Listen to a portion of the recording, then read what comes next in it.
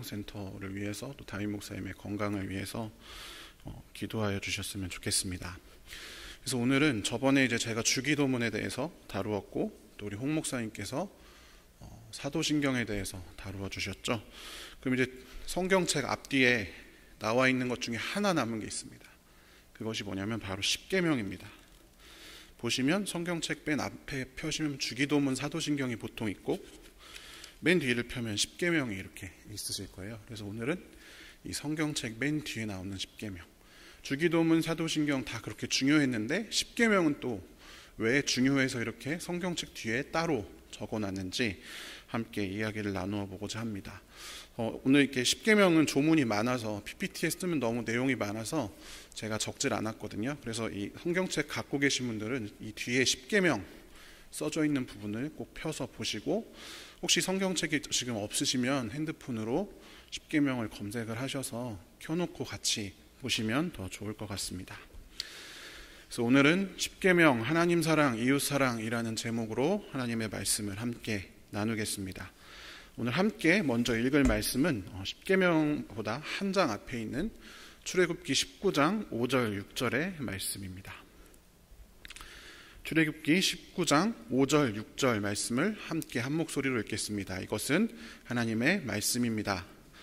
세계가 다 내게 속하였나니 너희가 내 말을 잘 듣고 내 언약을 지키면 너희는 모든 민족 중에서 내 소유가 되겠고 너희가 내게 대하여 제사장 나라가 되며 거룩한 백성이 되리라. 너는 이 말을 이스라엘 자손에게 전할지니라. 아멘. 십계명, 하나님 사랑, 이웃 사랑이라는 제목으로 십계명에 대해서 함께 나누겠습니다. 종교개혁에 불을 당긴 마르틴 루터라는 사람이 있습니다. 제가 닮았다고 많이 칭해지는 마르틴 루터가 그 대요리 문답에서 이렇게 이야기를 했습니다. 십계명을 온전히 아는 사람은 성경 전체를 아는 것이다. 이렇게 이야기를 했습니다.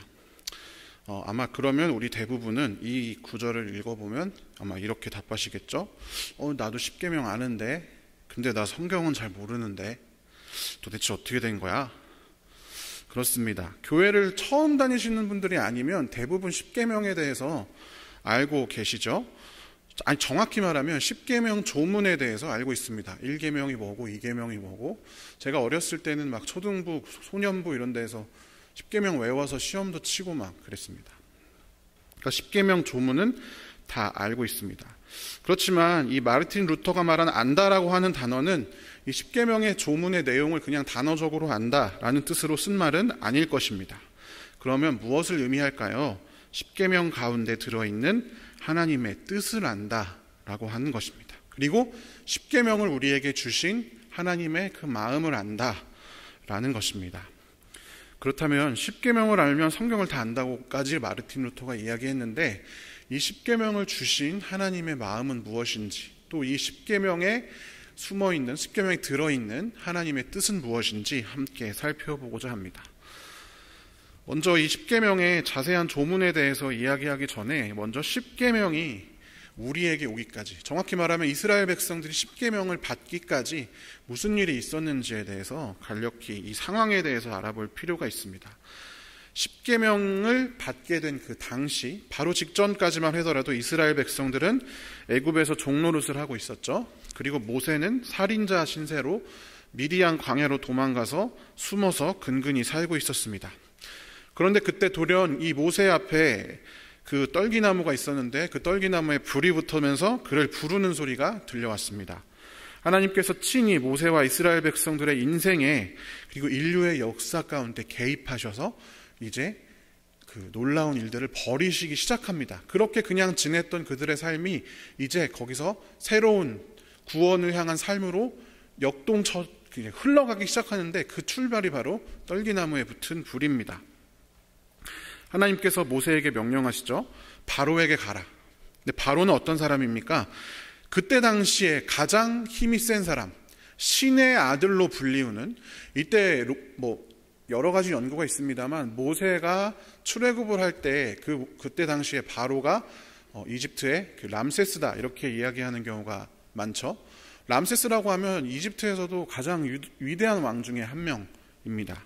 뭐 람세스가 아니다 하더라도 어쨌든 그 근방입니다. 그러니까 이집트가 한창 최고의 전성기를 달리고 있을 때인 것이죠. 어쨌든 신의 아들로 불리울 정도로 권력의 정점에 있는 파라오한테 가서 히브리인들을 풀어주라고 말해라. 어떻게 보면 말도 안 되는 요구입니다. 계란으로 바위를 치는 사건. 하나님께서 왜 그런 명령을 하셨을까요? 이스라엘 백성이 불쌍해서? 아니면 하나님은 노예제도를 싫어하셔서? 그런 것보다는 더 궁극적인 의미가 있었습니다. 출애굽기 3장 18절에 보면 이런 구절이 있습니다. 같이 한번 읽어보겠습니다. 히브리 사람의 주 하나님이 우리에게 나타나셨으니 이제 우리가 광야로 사흘 길을 걸어가서 주 우리의 하나님께 제사를 드려야 하니 허락하여 주십시오. 이렇게 아멘. 네, 이렇게 말하도록 이렇게 시키신 것입니다. 하나님께서 모세에게. 근데 이 이야기에 그 대답이 숨어 있습니다. 이스라엘 백성들을 하나님께 제사하는 백성, 하나님께 예배하는 백성들로 삼으시고자 하는 하나님의 뜻이 있었던 것입니다. 이스라엘 백성을 오랜 노예로부터 해방시켜서 아브라함에게 약속했던 대로 하나님의 백성으로 만들어서 하나님께 예배하도록 하시기 위해서 하나님께서 이스라엘 백성들을 부르셨습니다. 그러나 마음이 강팍한 바로가 순순히 응하지 않았습니다. 10가지의 엄청난 재앙을 겪은 뒤에야 바로가 이스라엘 백성을 풀어줍니다. 그리고 이스라엘 백성들은 우리가 아주 잘 아는 홍해를 건너서 광야로 나아갑니다. 광야에 도착했으니까 예배를 드려야 합니다. 그런데 그들은 오랜 시간 동안 하나님을 예배한 경험이 없었습니다. 어떻게 예배해야 되지? 예배를 해야 사흘길 광야를 왔으니까 예배를 해야 하는데 그때 하나님께서 모세를 시내산으로 부르십니다. 그리고 오늘 읽었던 그 본문 말씀을 알려주십니다. 히브리서 출애굽기 19장 5절 6절 말씀 다시 한번 읽어보겠습니다. 세계가 다 내게 속하였나니 너희가 내 말을 잘 듣고 내 언약을 지키면 너희는 모든 민족 중에서 내 소유가 되겠고 너희가 내게 대하여 제사장 나라가 되며 거룩한 백성이 되리라. 너는 이 말을 이스라엘 자손에게 전할지니라. 아멘. 이제 너희가 정말로 나의 말을 잘 듣고 내가 세워준 이 언약을 지킨다면 너희는 모든 민족 가운데에서 내 백성이 될 것이다. 나의 보물이 될 것이다. 온 세상이 다 나의 것인데 너희가 내 택한 백성이 될 것이다. 너희 나라는 나를 섬기는 제사장 나라가 되고 너희는 거룩한 민족이 될 것이다. 이렇게 이야기해 주신 것입니다. 그러면서 이제 십계명의 언약을 맺는 것입니다. 그러니까 이 십계명은 정확히 말하면 무엇입니까? 그냥 어떤 율법의 조문이 아니라 하나님께 예배하는 백성, 하나님의 소유가 된 백성에게 하나님께서 주신 약속의 조문들이다라는 것입니다. 언약입니다. 언약. 하나님과의 약속. 하나님을 예배하는 자들, 하나님을 예배하는 자들이 하나님께 예배하는 방법이며 동시에 하나님께서 그렇게 예배를 드리는 우리들에게 이렇게 허락하여 주신 약속이다라고 하는 것입니다. 이 말씀을 듣고 이제 모세는 산에서 내려와서 하나님과의 언약식을 준비합니다. 그리고 다시 재차 시내산으로 올라갑니다. 그리고 이제 십계명의 언약이 시작이 됩니다. 자, 우리 아까 말씀드렸던 이 십계명의 이쪽 부분을 한번 보시면 좋겠습니다. 제1은 하면서 너는 나 외에는 다른 신들을 내게 두지 말라 이렇게 시작을 하는데 여러분 성경을 갖고 계시면 그 위에 두 구절이 있는 것을 보실 수 있습니다. 출애굽기 20장 1절 2절입니다. 우리가 흔히 십계명을 볼 때 이 부분을 간과하는데 사실 이 부분이 매우 중요합니다. 출애굽기 20장 1절 2절 말씀을 같이 한번 읽어보겠습니다. 하나님이 이 모든 말씀으로 말씀하여 이르시되 나는 너를 애굽 땅 종되었던 집에서 인도하여 낸 내 하나님 여호와니라. 아멘. 사실 이 서론의 의미를 정확히 알면 십계명을 거의 다 안다고 봐도 과언이 아닙니다. 먼저 모든 말씀으로 하나님이 모든 말씀으로 말씀하여 이르시되 이렇게 기록을 하고 있습니다. 그런데 여러분 뭔가 이상하지 않으신가요? 모든 말씀으로 말씀하여 이르시되 말씀으로 말씀하여 이르시되 도대체 말한다는 말이 몇 번 나온 겁니까? 이르다라는 말도 말한다라는 뜻이잖아요. 그러니까 말씀으로 말씀하여 이르시되, 말로 말을 해서 말했다. 뭔가 한국어로 하면 도무지 이해가 되지 않는 이상한 말입니다.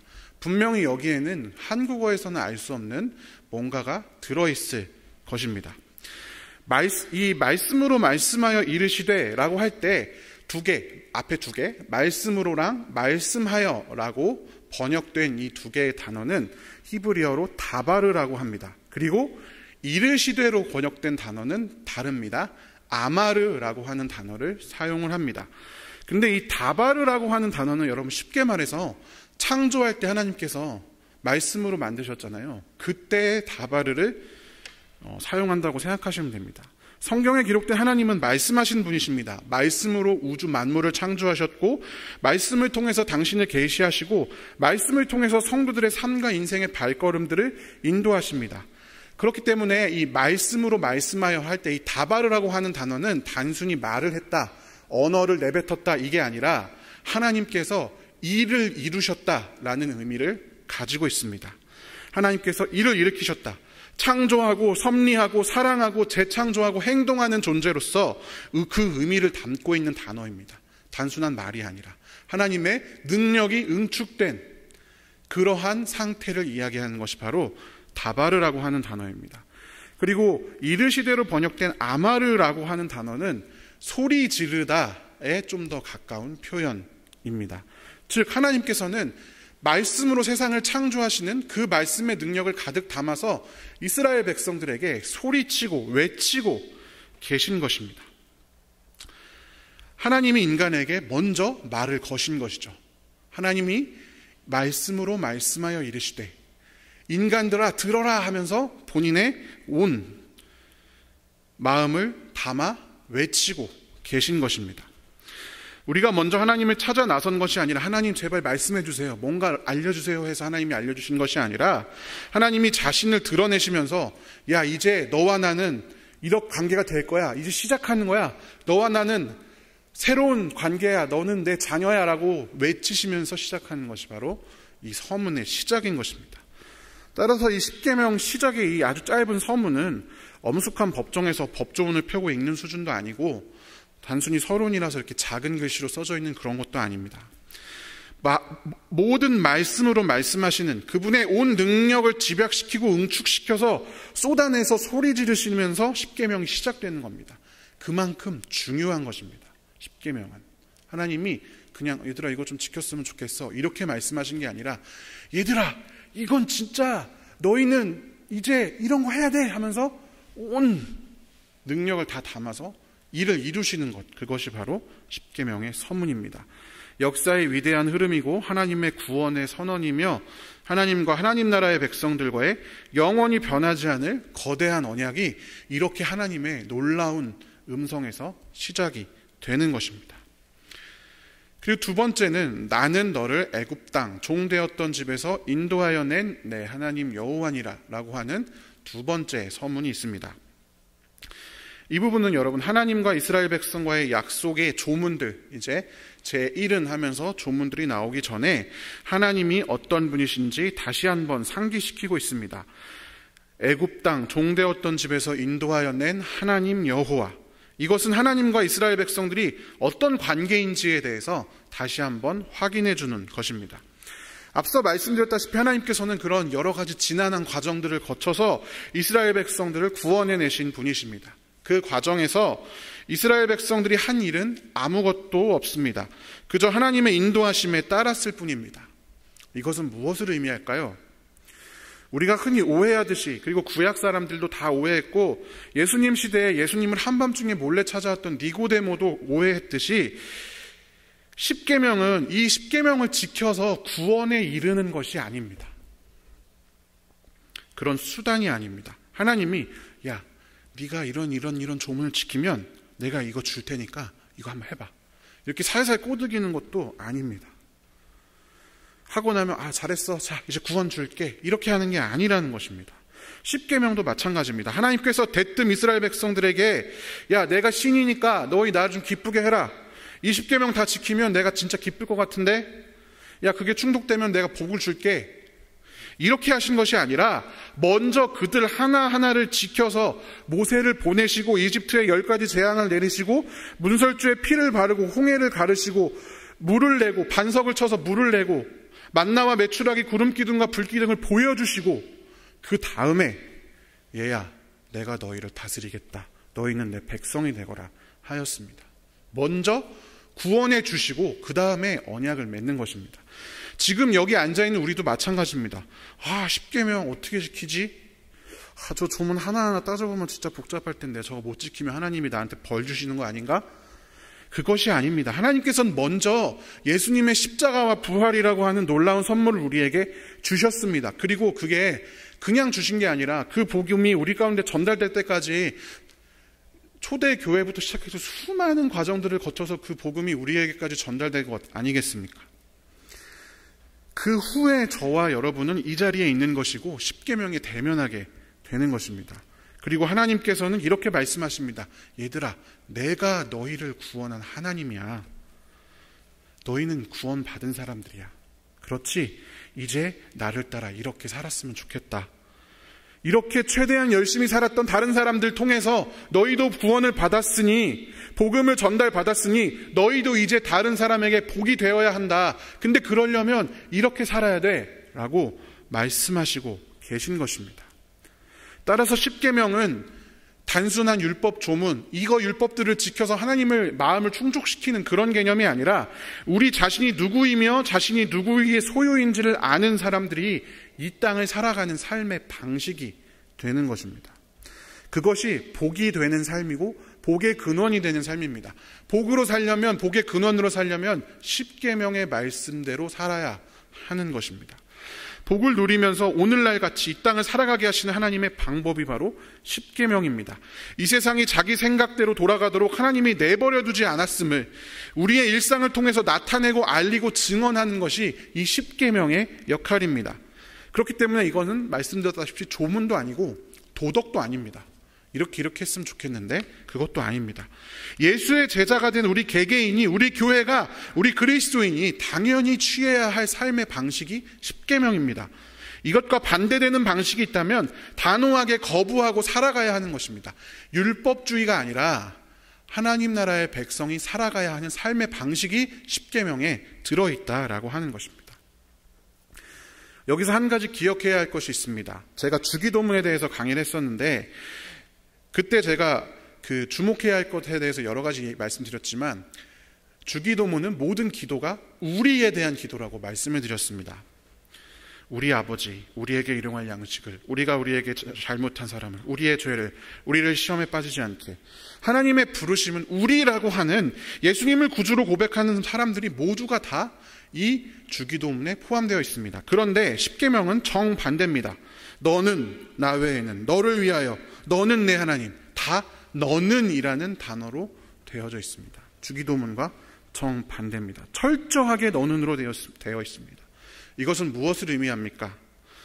하나님의 제자로 살아가는 삶, 내가 아니라 주기도문에서 말하는 것처럼 우리를 향해서 나아가는 그 삶은 우리 모두가 내가 직접 감당해야 하는 것이라는 것입니다. 나는 안 해도 되고 쟤는 해야 되고 이런 게 아니라 십계명의 삶은 우리 모두가 우리로 부르신, 교회로 부르신 이 삶을 감당하기 위해서 여기 계신 한 사람 한 사람 모두가 다 감당해야 하는 것이다 라는 것입니다.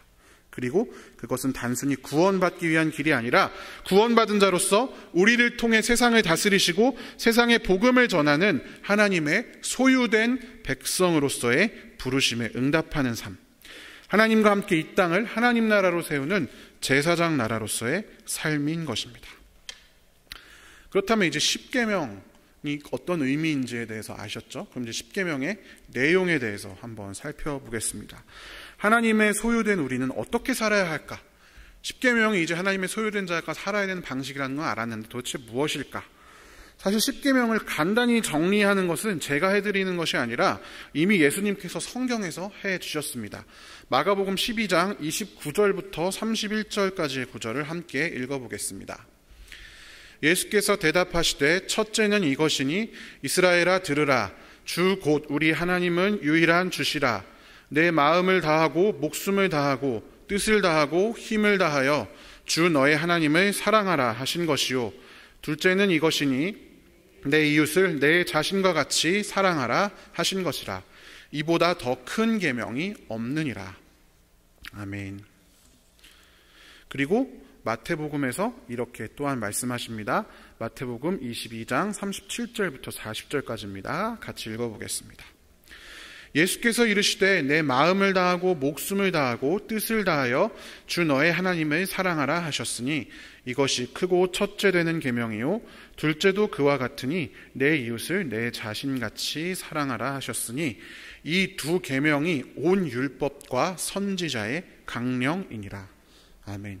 10계명을 크게 두 개로 요약할 수 있는데, 하나는 신명기 6장 4절에서 5절에서 나오는 내 마음을 다하고 목숨을 다하고 뜻을 다하여 주 너의 하나님을 사랑하라. 이것이 10계명을 요약하는 첫 번째이고, 두 번째는 레위기 19장 8절에 나오는 것처럼 내 이웃을 내 자신같이 사랑하라. 이것이 10계명을 요약하면 딱 이 두 가지가 됩니다. 그리고 이것은 따로 떨어져 있는 것이 아니라 서로 유기적으로 연결됩니다. 이 내용은 뒤에 가서 말씀을 드리겠습니다. 10계명의 10가지 계명 중에서 1계명부터 4계명까지는 하나님 사랑에 대한 계명입니다. 그리고 6계명부터 10계명까지는 이웃 사랑과 관련한 계명입니다. 그럼 이제 한 가지 계명이 빠졌죠. 중간에 뭐가 빠졌을까요? 5번째 계명, 내 부모를 공경하라라고 하는 이 5번째 계명은 두 가지의 측면을 동시에 갖는, 그러니까 위에 그 1에서 4계명과 6에서 10계명을 연결해주는 전환 같은 그런 역할을 하는 계명입니다. 그럼 먼저 첫 번째 1계명부터 4계명까지에 대해서 한번 살펴보도록 하겠습니다.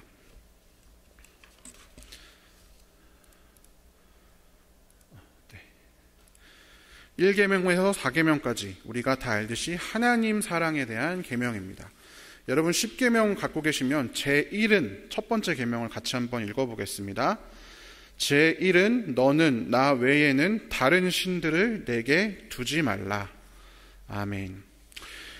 이 계명들 하나하나를 사실 세세히 다 따져보면 한도 끝도 없습니다. 제가 작년에 주기도문에 대해서 새벽기도 때 다루었었는데 담임 목사님께서 올해도 그런 식으로 한번 해보라고 하셔서 제가 그러면 저번에 주기도문 했으니까 10계명을 한번 해보겠습니다. 이렇게 했는데 조금 봤는데 한도 끝도 없더라고요. 그래서 이거 하나하나 설명하면은 오늘 수요 성경 강해가 내일 새벽기도까지 이어질 것 같아요. 그래가지고 오늘은 간단하게 계명들이 가지고 있는 의미에 대해서만 말씀을 나눠보고자 할 건데, 다음에 제가 새벽기도 때 또 더 준비해가지고 하나의 계명들이 어떤 의미를 갖고 있는지 좀 더 깊이 이야기를 해보겠습니다. 어쨌든 이 제1계명, 너는 나 외에는 다른 신들을 내게 두지 말라 라고 하는 이 계명은 이후에 이 모든 계명을 총망라한 것으로 보아도 좋습니다. 나 외에 다른 신들을 내게 두지 말라. 2계명부터 4계명까지는 하나님 외에 다른 신들을 두게 되면 자연스럽게 어길 수밖에 없는 일들입니다. 다른 신을 섬기면 우상도 섬기게 되고 하나님의 이름이 망령되이 일컬음을 받고 안식일을 지킬 수가 없게 되거든요.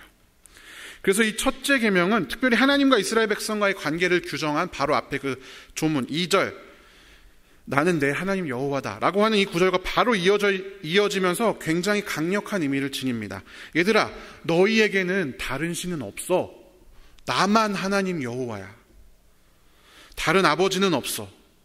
그리고 그것은 여러분 이 이후에 모든 계명들과 연결이 됩니다. 얘들아, 너희에게는 다른 신은 없어. 다른 신이 있다면 이렇게 해도 되는데 나만 너희의 신이고 나만 너희 아버지이기 때문에 너희는 이런 삶을 살아야 돼. 출애굽기 20장에 들어있는 이 모든 계명들은 유기적으로 연관되어 있습니다. 그리고 쭉 이어져서 사실 출애굽기에 성소에 대한 그런 것도 쭉 나오고 민수기까지 쭉 율법이 나오는데 모든 율법들은 다 유기적으로 연결되어 있습니다. 이 계명들이 우리 가운데 하나씩 실현되면 될수록 우리의 욕망으로 인해서 엉클어진 이 세상이 관계가 하나님과의 관계, 세상의 모든 질서들이 잡혀갑니다. 생기를 되찾고 자유를 얻습니다. 그런데 이 계명들이 하나씩 어그러지면 어그러질수록 살아있는 지옥도가 우리 눈앞에 펼쳐집니다. 사사기 17장, 18장, 19장, 20장, 21장 한번 읽어보십시오. 어떤 일이 일어나는지. 왕 없는 왕국에 살아가는 참상이 바로 그러한 것입니다. 그런데 그 가장 출발점, 제 첫 번째 계명, 이것이부터 어그러지면 그 뒤에 있는 모든 계명들이 다 무너질 수밖에 없는 것입니다. 세상은 수많은 신들의 각축장입니다. 이 고대에는 자신의 백성들이, 민족들이 믿는 그 신들이 중요했는데, 요즘 세계는 모든 것이 다 신입니다. 거짓 신이죠. 돈도 신이 될 수 있고 명예도 신이 될 수 있습니다. 하지만 현실에서는 바로 그 신들이 사람들을 매우 확고하게 사로잡습니다. 인간은 그가 예배하는 신을 닮게 되어 있습니다. 돈을 사랑하는 사람, 돈을 참신으로 삼는 사람은 돈이 갖고 있는 속성을 닮아가게 되어 있고, 명예와 권력만을 자신의 신으로 삼는 사람은 그 명예와 권력이 갖고 있는 냉혹한 속성을 닮게 되어 있습니다. 그리고 하나님을 참신으로 믿는 사람들은 하나님의 속성을 닮아가게 되어 있는 것입니다. 그래서 이 하나님을 외에 다른 신이 없다라고 하는 이 계명이 제1계명이자 뒤에 있는 하나님 사랑을 다 아우르는 그런 계명인 것입니다. 자, 두 번째 계명, 제2는 이라고 하고 굵은 글씨로 보통 써 있을 텐데요. 너를 위하여부터 시작하는 그 부분을 같이 한번 읽어보겠습니다. 너를 위하여 새긴 우상을 만들지 말고 또 위로 하늘에 있는 것이나 아래로 땅에 있는 것이나 땅 아래 물속에 있는 것에 어떤 형상도 만들지 말며 그것들에게 절하지 말며 그것들을 섬기지 말라. 아멘. 제2 계명은 요약하면 우상을 만들지 말라라고 하는 것입니다. 우상은 무엇일까요? 눈에 보이는 어떤 형상을 의미합니다. 형상. 신을 눈에 보이는 것으로 치환하려는 시도입니다. 눈에 보이면, 왜냐하면 여러분 통제할 수 있거든요. 통제라는 건 다른 걸 의미하는 게 아닙니다.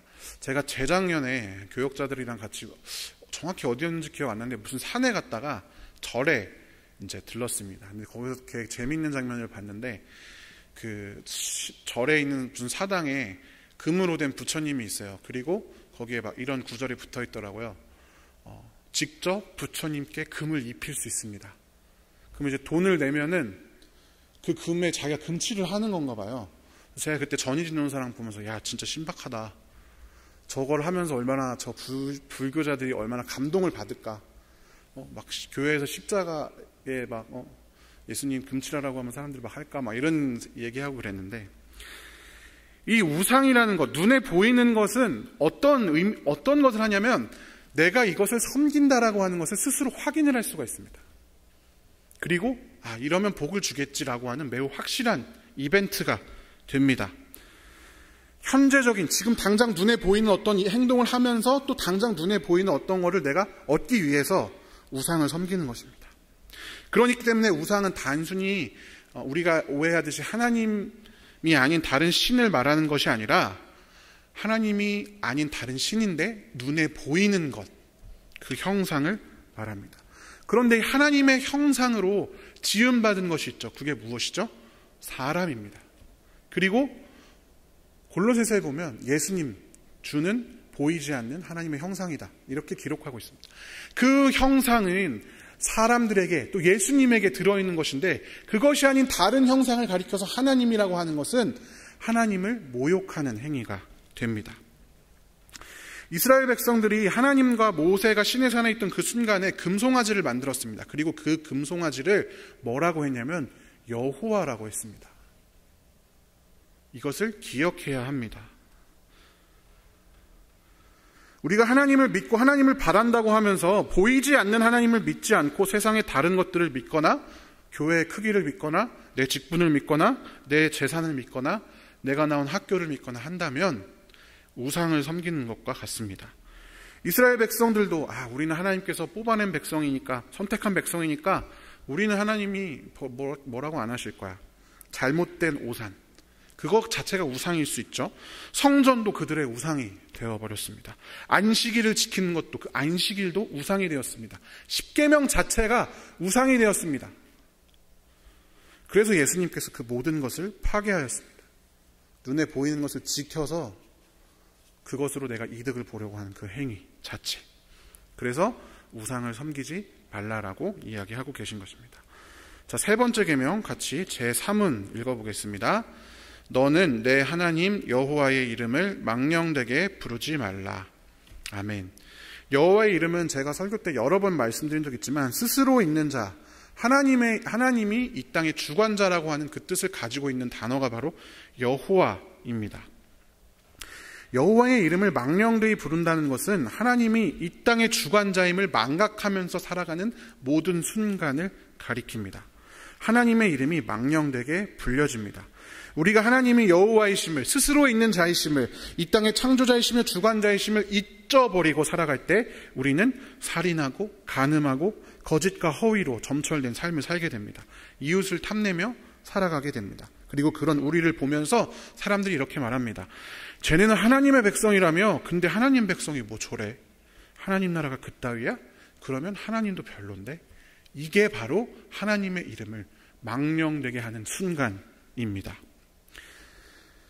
이제는 우리가 하나님의 이름을 잊어버리고 살아가는 그 순간 하나님뿐만 아니라 이 신약시대에는 예수님의 이름이 망령되게 일컬음을 받습니다.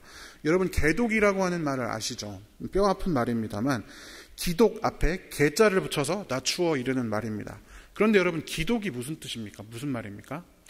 그리스도를 음차한 거죠. 한자로. 그게 기독 아니겠습니까? 그리스도 앞에 개를 붙이는 거죠. 아이 그런 나쁜 놈들 개독이라고 예수님 이름을 망령되이 부르는 저 망할 것들 이렇게 할 게 아닙니다. 여호와는 그의 이름을 망령되게 부르는 자를 죄 없다 하지 아니하리라 이렇게 기록이 되어져 있는데 그들을 죄인으로 만드는 것이 우리들일 수도 있음을 기억을 해야 합니다. 그래서 이 제3계명을 우리에게 주셨습니다. 자, 네 번째 계명 같이 읽어보겠습니다. 안식일을 기억하여 거룩하게 지키라. 아멘. 자, 안식일을 지키라라고 하는 계명은 제5계명 부모를 공경하라라는 이 제5계명과 함께 뭐뭐 하지 말라가 아니라 뭐뭐 해라라고 이제 기록이 되어 있는 유의한 계명입니다. 그만큼 적극적이고 오해도 없고 단순하고 정확한 요구입니다. 이거 해. 안식일을 지켜. 그 뒤에 이제 안식일이 어떻게 지키는지의 세부 내용이 나와 있죠. 어쨌든 안식은 창조의 목적이자 완성입니다. 그리고 안식일은 여러분 원죄로 인하여 노동의 저주를 겪게 된 사람들이 노동의 저주에서 잠시 해방되는 순간입니다. 일하지 말고 쉬라고 하셨잖아요. 이것은 단순히 일곱째 날에 나도 쉬었으니까 너네도 좀 기념해라 이런 의미가 아니라 죄로 인한 결과가 멈추는 하루입니다. 죄로 인한 저주가 멈추는 하루, 그것이 안식일입니다. 그리고 결국엔 하나님께서 이 저주를 마침내 끝내실 것이다라는 소망이 결부되어 있는 하루입니다. 그리고 이 저주가 멈추게 되면, 그래서 하나님이 우리를 구원하셔서 하나님 나라로 회복하게 되면 원래 누렸어야 될 이 하나님 나라를 상징하는 그러한 하루가 바로 안식일입니다. 그러하기 때문에 적극적으로 지키도록 계시가 되어 있는 것입니다. 그리고 우리가 잘 아는 마태복음 11장 28절부터 30절까지 말씀 같이 한번 읽어볼까요? 수고하고 무거운 짐진 자들아 다 내게로 오라. 내가 너희를 쉬게 하리라. 나는 마음이 온유하고 겸손하니 나의 멍에를 메고 내게 배우라. 그리하면 너희 마음이 쉼을 얻으리니 이는 내 멍에는 쉽고 내 짐은 가벼움이라 하시니라. 아멘. 이 말씀을 딱 하시고 예수님께서 바로 그 다음이 마태복음 12장인데 첫 번째 사건이 뭐냐면 안식일에 밀을 자르는 사건입니다. 안식일의 주인이 자기 자신이다라고 예수님께서 말씀을 하십니다.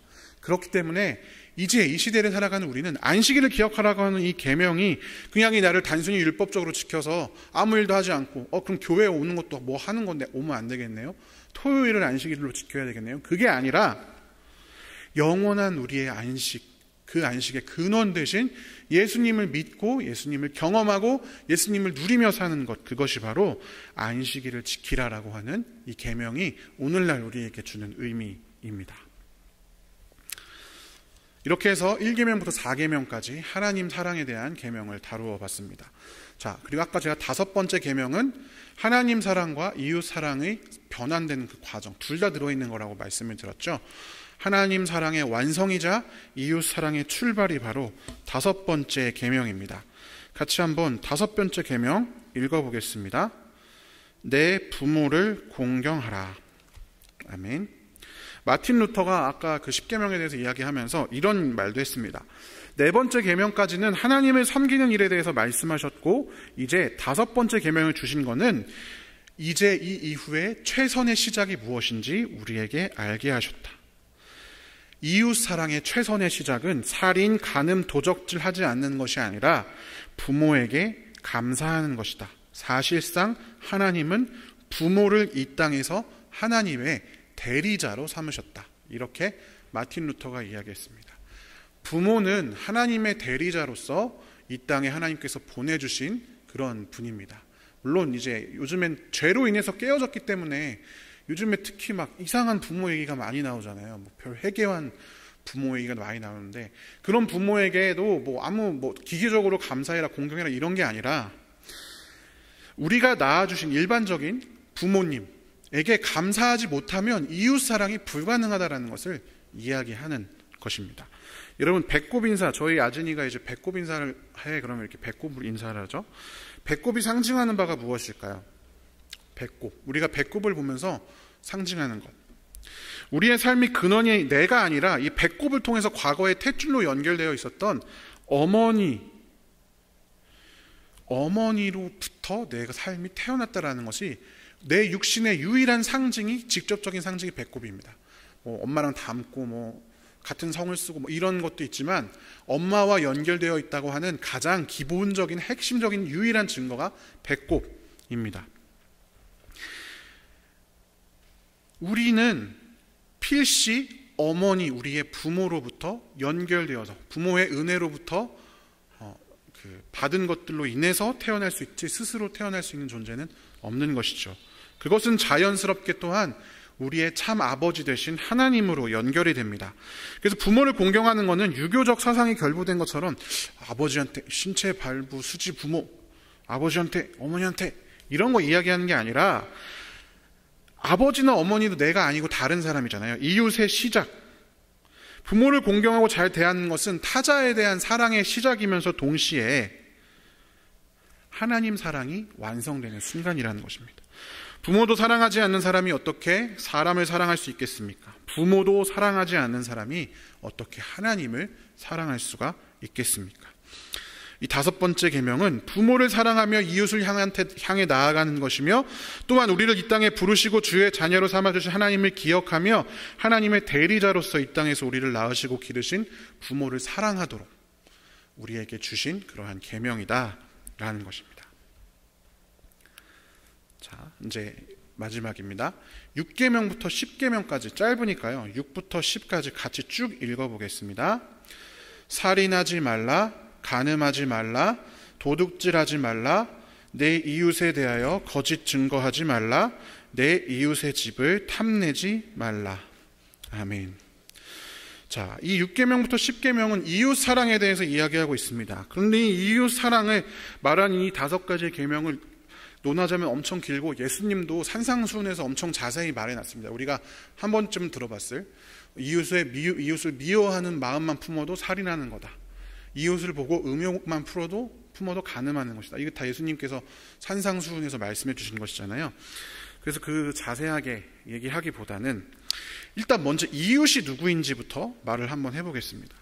예수님께서는 누가복음에서 선한 사마리아인의 비유를 통해서 참 이웃이 누구인지 말씀하고 계신데, 뭐라고 말씀하시냐면 자비를 베푼 사람이 참 이웃이다, 이렇게 이야기를 하고 있습니다. 자비를 베푼 자가 강도 만난 자의 이웃입니다. 이웃은 어떤 거리나 관계의 범위, 그게 이웃이 아니라 우리가 누군가에게 자비를 베풀 때 우리가 그의 이웃이 되는 것입니다. 그런데 사실 이 이웃 사랑의 계명은 10계명에도 등장하지만, 그리고 예전부터 레위기에도 있으니까 예전부터 있던 계명이지만, 신약 시대에 이 이웃 사랑의 계명이 유독 강조되는 측면이 있습니다. 다음에 4구절을 같이 한번 읽어볼 텐데요. 먼저 갈라디아서 5장 14절입니다. 모든 율법은 내 이웃을 내 몸과 같이 사랑하여라 하신 한마디 말씀 속에 다 들어있습니다. 아멘. 로마서 13장 9절 10절도 같이 읽어보겠습니다. 간음하지 말라, 살인하지 말라, 도둑질하지 말라, 탐내지 말라 한 것과 그 외에 다른 계명이 있을지라도 내 이웃을 내 자신과 같이 사랑하라 하신 그 말씀 가운데 다 들었느니라. 사랑은 이웃에게 악을 행하지 아니하나니 그러므로 사랑은 율법의 완성이니라. 아멘. 이웃 사랑이 율법의 완성이다, 이렇게 이야기를 하고 있는 것이죠. 야고보서 2장 8절에는 이웃 사랑을 최고의 법이다, 이렇게 이야기를 하고 있습니다.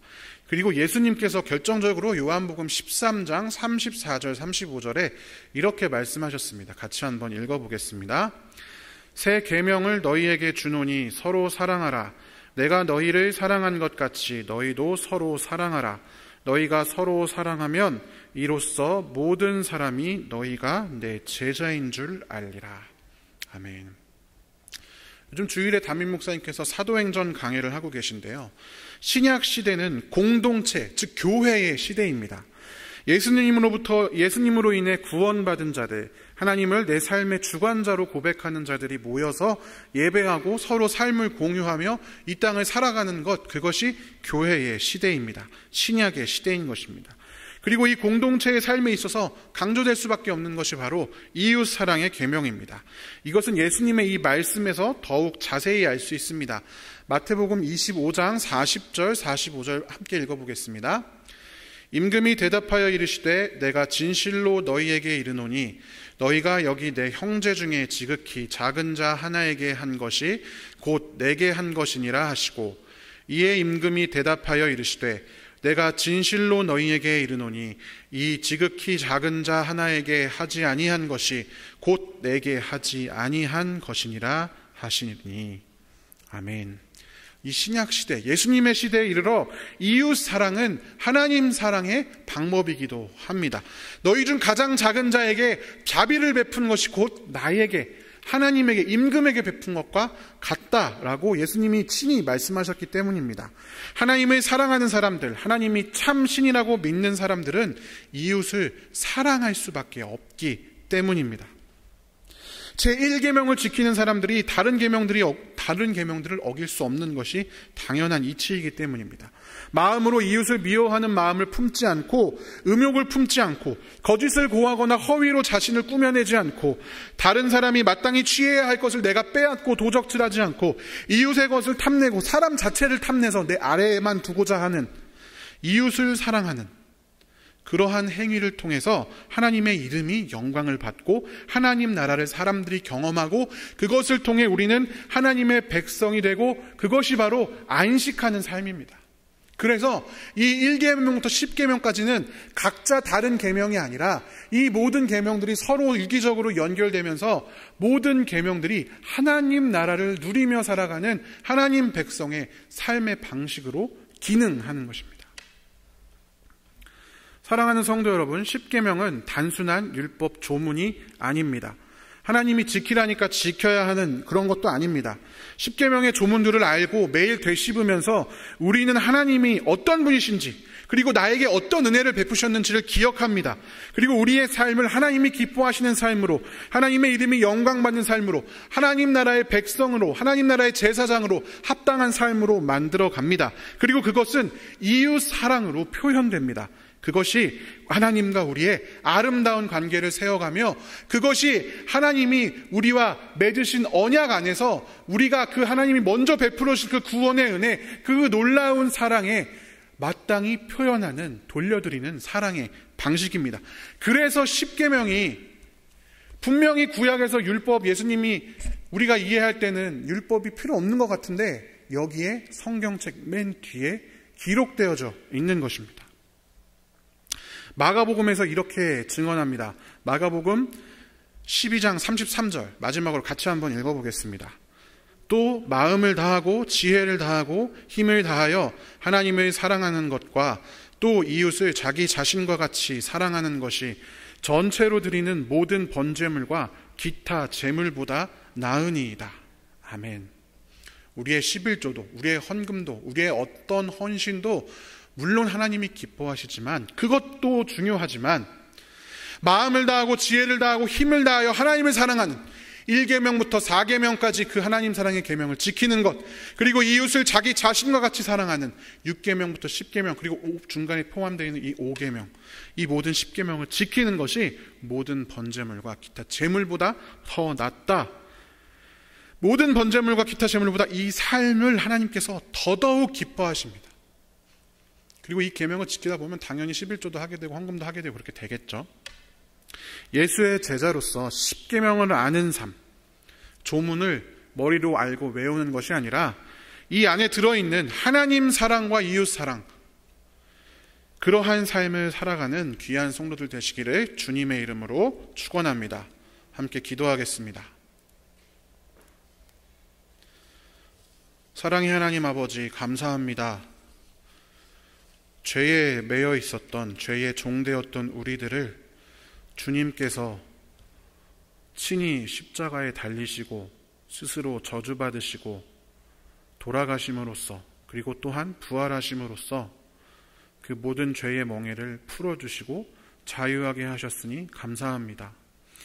이제 그 은혜를 받고 누린 자들로서 오늘 십계명을 통해서 함께 본 대로 하나님을 사랑하고 이웃을 사랑하는 삶, 이 죄의 조문을 범하지 않기 위해서, 금을 밟지 않기 위해서 피하고 조심하는 삶이 아니라 적극적으로 하나님 사랑을 표현하고 이웃을 사랑하는 대로 나아가는, 선으로 악을 이겨가는 그러한 삶을 살아갈 수 있도록 우리 귀한 아름다운 성도들과 이 땅의 그리스도인들에게 하나님 함께하여 주시옵소서.